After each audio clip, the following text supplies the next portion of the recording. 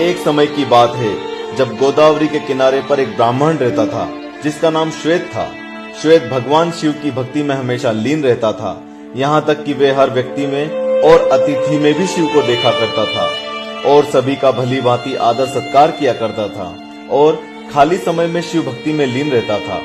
ऐसा करते करते एक दिन उसकी उम्र पूरी हो गई, लेकिन उसे इस बात का तनिक भी पता न चला, क्योंकि भगवान शिव की कृपा से उसे ना तो कोई रोग था और ना कोई शोक था। उसका पूरा ध्यान तो केवल भगवान शिव की भक्ति में ही लगा रहता था। ऐसे में जैसे ही उसकी आयु पूरी हुई तो यमदूत उसके प्राण हरने के लिए आए, परंतु वे श्वेत के घर में प्रवेश न कर सके। ऐसे में जब चित्रगुप्त ने मृत्युदेव से पूछा कि श्वेत अभी तक यहाँ पहुंचा क्यों नहीं और ना ही तुम्हारे दूत यहाँ अभी तक आए, ऐसा सुनकर मृत्युदेव को श्वेत पर बड़ा क्रोध आया और वे उसे लेने के लिए स्वयं दौड़ पड़े। जब मृत्युदेव श्वेत के घर के सामने पहुंचे तब उन्होंने देखा कि उनके दूत उसके घर के बाहर खड़े हैं और डर के मारे कांप रहे हैं।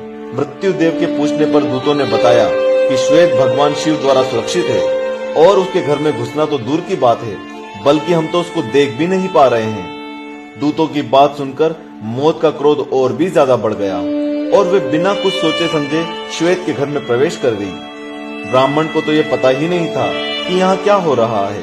मृत्युदेव श्वेत को सामने देख जैसे ही आगे झपटने के लिए बढ़े, तभी वहां उपस्थित भैरव बाबा ने उसे वहां से जाने को कहा, पर मृत्युदेव ने भैरव बाबा की ना सुनते हुए जैसे ही श्वेत के गले में अपना फंदा डाला, वैसे ही भैरव बाबा ने अपने डंडे से उस पर प्रहार कर दिया, जिससे मौत की भी मौत हो गई। ये देख यमदूत भागकर यमराज के पास पहुंचे और उन्हें सारी घटना बताई। जैसे ही यमदेव को ये पता चला कि मृत्यु की भी मृत्यु हो गई है, तो उन्हें बड़ा क्रोध आया और वे अपने हाथ में यमदंड लेकर अपनी सेना के साथ खुद ही श्वेत के पास पहुंच गए। यमदेव ने देखा कि वहां भगवान शिव के पार्षद तो पहले से ही मौजूद थे। ऐसे में न यमदेव पीछे हटने को तैयार थे और न ही भगवान शिव के गण। इस प्रकार युद्ध के दौरान सेनापति कार्तिकेय के शक्ति शस्त्र से पूरी सेना सहित यमदेव की भी मृत्यु हो गई। यमदेव की मृत्यु का समाचार सुनते ही सूर्यदेव सारे देवताओं के साथ भगवान ब्रह्मा जी के पास पहुंच गए और उसके बाद ब्रह्मा जी सारे देवताओं के साथ घटना स्थल पर पहुंच गए। फिर सभी देवता भगवान शिव की स्तुति करने लगे और उनसे कहने लगे कि हे प्रभु, यमराज सूर्यदेव के पुत्र हैं, ये लोकपाल हैं, इनकी मृत्यु से अव्यवस्था फैल जाएगी, कृपया इन्हें जीवित कर दें। आपसे की हुई प्रार्थना कभी भी व्यर्थ नहीं होती। कालों के काल महाकाल ने देवताओं से कहा, मैं भी व्यवस्था के पक्ष में हूँ। वेद की एक व्यवस्था है कि जो मेरे या भगवान विष्णु के भक्त हैं, उनके स्वामी स्वयं हम लोग ही होते हैं।